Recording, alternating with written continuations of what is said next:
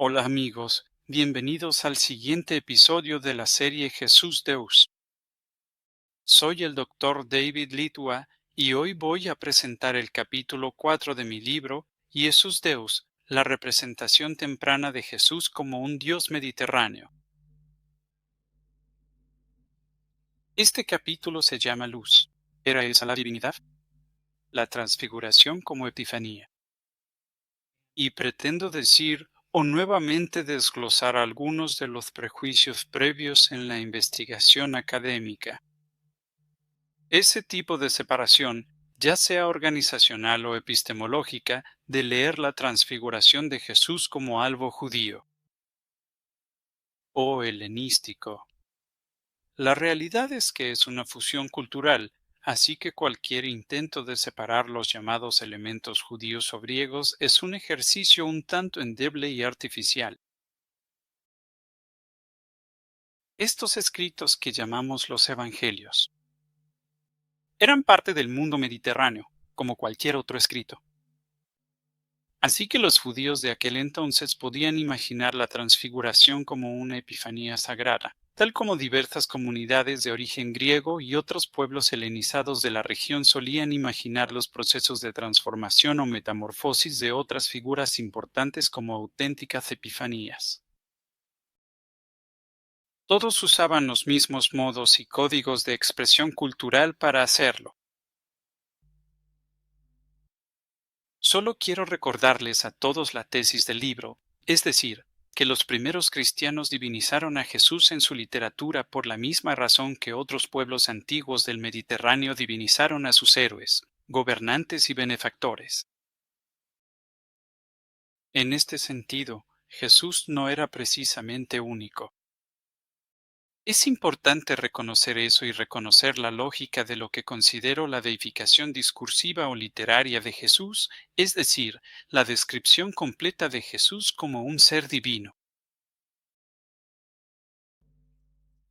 La tesis del capítulo es que las historias de la transfiguración de Jesús, presentan todas las señales codificadas culturalmente para una epifanía divina. Y estos incluirían la metamorfosis, un aura de luz, miedo y el acto de adoración.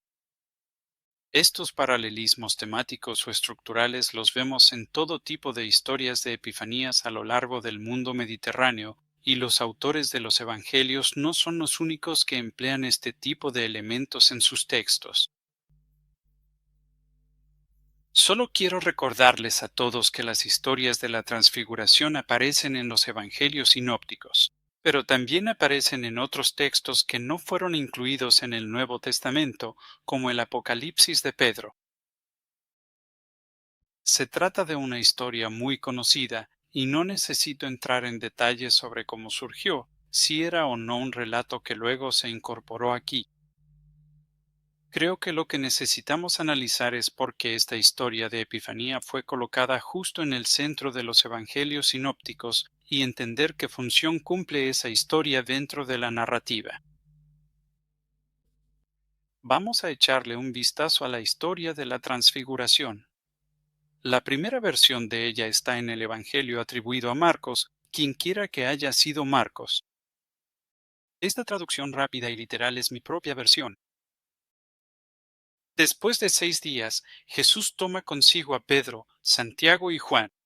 Los lleva a una montaña alta, solos, solo ellos. Y fue transformado delante de ellos, y su ropa se volvió deslumbrante, extremadamente blanca, como ningún lavandero en la tierra podría blanquearla. Y se les aparecieron Elías y Moisés. Entonces Pedro le dice a Jesús: construyamos 3 tiendas. Ellos, los discípulos, estaban aterrados, fuera de sí, cierro comillas. Esto es algo para lo que no tengo tiempo en el capítulo, pero es interesante que Marcos use la palabra metamorfosis y, como muchos de ustedes saben, si fueron formados en educación clásica, este era un tema favorito entre los griegos del siglo segundo. Bueno, griegos del primer y segundo siglo. Ovidio escribió toda una serie de episodios mitológicos llamados las Metamorfosis, y Apuleyo también escribió una novela llamada Las Metamorfosis. La metamorfosis de un dios era sumamente común y algunos dioses eran conocidos únicamente por su capacidad de metamorfosis, como el dios Proteo. El llamado Viejo del Mar en la Odisea de Homero, libro 4.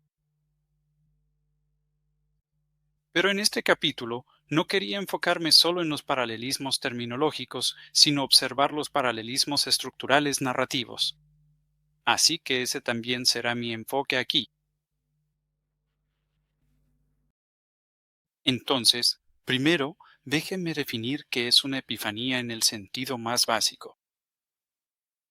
Y bueno, podemos hablar más a fondo sobre lo que realmente implica, pero básicamente es la aparición visible de un ser específicamente divino. Por tanto, cuando experimentas una epifanía, en mi opinión, estás viviendo la teofanía al mismo tiempo. Porque una epifanía es simplemente la aparición de un Dios u otro ser divino. Es cierto que hay toda una gama de seres divinos, pero hablando en términos generales. Incluso para los judíos de este periodo, los ángeles podían ser llamados Elohim o dioses. Supongo que podríamos reemplazar divino por sobrehumano, pero esa es la idea básica. Con respecto a las epifanías, estoy haciendo de lado la idea de si la gente en el mundo antiguo en verdad las experimentaba. Yo creo que si las experimentaban, que sucedía con regularidad, y hablaban de ello en sus inscripciones. Pero en este capítulo me estoy enfocando en estas descripciones narrativas de epifanías. Y cuando cuentas historias sobre ti mismo o sobre figuras antiguas que experimentan una epifanía, había cosas que incluía sobre esa experiencia en la narrativa. Eso les recordaba o les informaba a todos que en realidad estabas hablando de una epifanía. Y esto dejaba absolutamente claro que el ser que tú eras, el ser que se metamorfoseaba o que era epifanizado, por así decirlo, era un ser divino. Tengo una sección en el capítulo que habla sobre investigaciones previas que de alguna manera reforzaron la dicotomía entre judaísmo y helenismo, como ha sido llamada. Es decir, la idea de que hay formas de expresión judías y formas de expresión griegas y que algunas de estas no coincidían exactamente. Lo que trato de argumentar en la tesis es que los judíos son como cualquier otro grupo étnico del Mediterráneo. No son completamente únicos. Usan los mismos códigos culturales para hablar de una teofanía. Y vemos esto en la Biblia hebrea, especialmente en la Septuaginta o según el texto de la Septuaginta, por así decirlo. Por tanto, no hay razón para decir que esta es una historia fundamentalmente judía. No tendría mucho sentido. Por supuesto, tiene un matiz judío local. Solo fíjense en los personajes. Tiene a Moisés y Elías, la respuesta de adoración al querer construir tiendas, que le da un toque judío local, tal vez incluso es una alusión a la fiesta de los tabernáculos y la declaración desde la nube de que este es mi Hijo amado. Obviamente, eso proviene del Salmo. El argumento no es que a esta historia le falte un matiz judío local, sino que los elementos judíos y los elementos estructurales profundos de origen griego sobre qué era una epifanía, y cómo la describías y enhebrabas en la narrativa. Y cuando piensas de manera epifánica, en realidad no importa quién sea que esté escribiendo la historia, judío o griego. Esa persona está escribiendo en términos de códigos culturales mediterráneos más amplios o generales. A veces se toma a manera de objeción que la transfiguración parece estar basada en la historia de Moisés después de su ascenso. Hay descenso del monte Sinaí y él aparece con un rostro de luz resplandeciente, lo cual en la época medieval se interpretó como que tenía cuernos, algo que a veces se muestra en la iconografía. En realidad son cuernos de luz que emanan de él. Y por ese lado, la tesis de algunos intérpretes es que Moisés también experimenta una transfiguración. La transfiguración de Jesús está basada en la de Moisés, pero los judíos nunca consideraron a Moisés un ser divino. Le dedico un tiempo a argumentar que, en el contexto del siglo I y II, al menos la última tesis no es cierta. De hecho, Moisés fue deificado, y Filón usó precisamente un lenguaje de divinización o deificación de Moisés, al decir que Moisés fue deificado al ser enviado no al aire ni al éter, sino a la región por encima del cielo. Ese es el mundo platónico de las formas. En esencia, se convierte en mente pura en su ascenso al cielo, y luego al bajar, toda la belleza del mundo divino literalmente brilla a través de él de forma fotónica. Así es como los judíos antiguos podían haber pensado, y Filón es un excelente testigo de esto, que Moisés también fue deificado, y para quienes estén interesados, tengo un artículo completo argumentando a favor de la deificación de Moisés en Filón de Alejandría. Este apareció en el Estudia Filónica Annual de 2014. Y si la memoria no me falla, ya está o pronto estará en mi Patreon. A medio capítulo, proporciono muchos datos y detalles de otras historias. Pero básicamente, reduzco la narrativa epifánica a 3 elementos esenciales.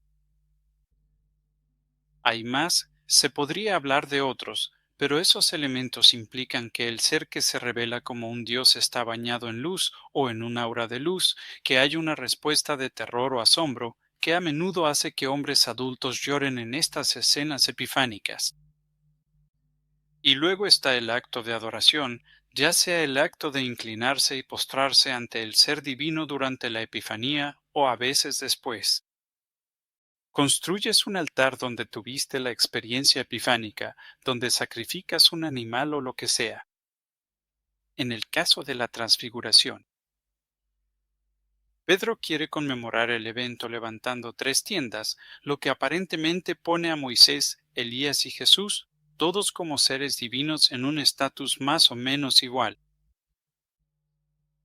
Y tiene que ser reprendido, no en el sentido de que estuviera mal querer expresar adoración, sino porque según la historia de la transfiguración, el verdadero y único Hijo divino es Jesús. Ese fue el error de Pedro. Pero ciertamente no fue un error que él quisiera adorar a Jesús. Y creo que cuando lees más y más de estas historias de epifanías y tomas los himnos homéricos u obras literarias de Livio, te vas a dar una idea de cómo era una epifanía. Dionisio de Halicarnaso, al tratar la historia temprana de Roma, también hablaremos sobre las epifanías. Esto aparece por todos lados en la literatura grecorromana. Cuando lees mucho, te das cuenta de esta mentalidad mediterránea más amplia. Y es por esta razón que animo a todos a que lean mucho. La culminación final de la historia de la transfiguración es la declaración divina de que este es mi Hijo amado, que presumiblemente es la voz del Padre Divino, hablando de Jesús. Y este tipo de voz divina retumbante no es exclusiva de los episodios de la transfiguración. A menudo sucede que cuando un Dios experimenta una epifanía y aparece con una aura resplandeciente, aumenta de tamaño. O su ropa se vuelve extremadamente brillante, o su rostro se vuelve sumamente luminoso, y simplemente anuncian su identidad.